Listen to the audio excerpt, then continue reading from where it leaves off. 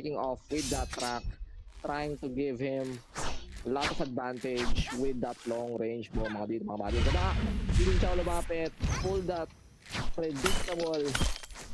Pero ito na. Zenith still keeping up with that close range combat ang ginagawa ni Hidden Chow, but none of them nagkakatamaan. Zenith still here with that armor break mga buddy. Ito na. Seems like Zenith got the upper hand right now. All that remaining shields galing sa kanya, and Hidden Chow still hasn't landed a single shot with their entire encounter dito mga buddy. So ito nga, 3 minutes and 50 seconds on the clock. And right here, Zenith still resisting all of the close range na pinapakita dito ng Hidden Chow. Tanong siya, Zenith gonna dodge that and gonna back off, going for another long range attacks mga buddy. Ito na.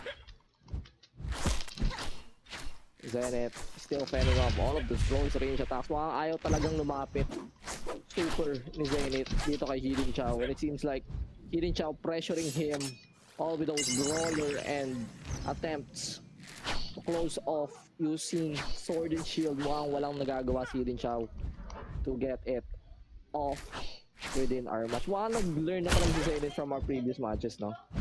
And it seems like itong playstyle na pinapakita niya has been all over. Pero it seems like ito lang yung gumagana within his entire match. Pero ito na makita natin. Power shot right here. Dodge ni Hidden Chow. Just hoping for a shot right here. Pero hindi ito tatamaan si Zenith. Hidden Chow getting a little bit more aggressive now. Pagka-back up siya. Looking for another opportunity.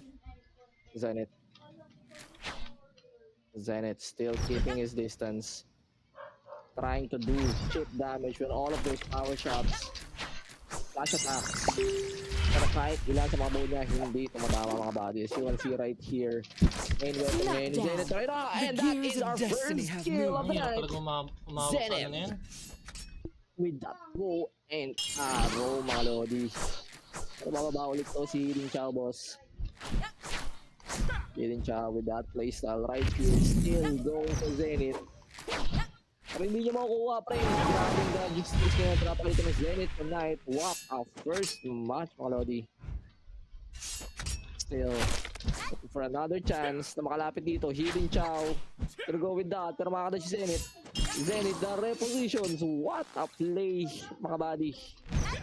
Grabe yun, pre.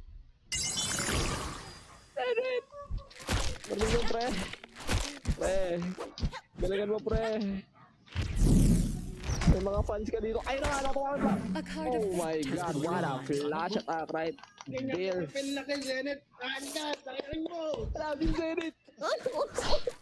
Pero ito nga, it seems like Zenith has restored another flash attack right here. Still pumping it up. Hindi niya ubusin. Ito mga flash attacks niya up until he gets. Parang ito nga.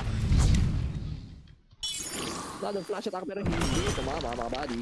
Hidden Chow going for that mid-range attacks gamit itong axe natin. Switch the weapons. Titignan natin kung masisi ng axe would help him out against Zenith. Na grabe ang pinapakita ngayon buddy. Ito na nga, last 40 seconds on the clock. Zenith very low right here. Hidden Chow pumapalagpag. Pero ito na. Zenith. An enemy has been vanquished. Oh, and that is one kill para kay Hidden Chow, mga buddy. Eto na nga, mukhang bumapalag na ulit si Jollibee. But still, Zenith being a little bit more aggressive towards Hidden Chow, considering he got 2-1 score in keyboard para kay Zenith, mga buddy. Pero ito na nga, last 10 seconds para kay Hidden Chow.